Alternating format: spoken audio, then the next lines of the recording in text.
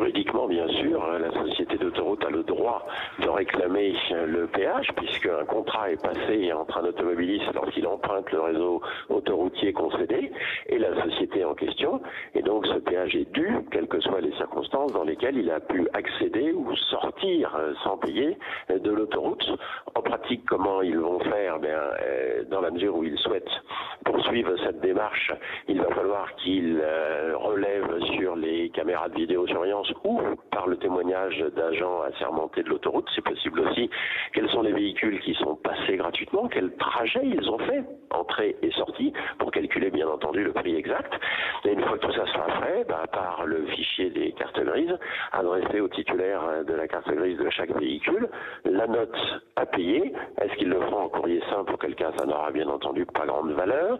Est-ce qu'ils le feront en courrier recommandé, auquel cas ça aura déjà plus de valeur, mais est-ce que ça sera économiquement raisonnable au regard des quelques euros ou quelques dizaines d'euros qu'il y a à réclamer?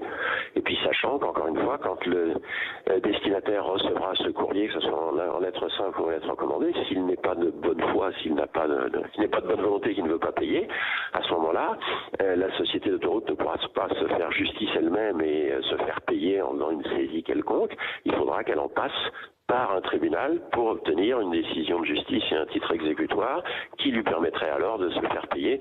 Je ne suis pas sûr que le jeu en vaille réellement la chandelle.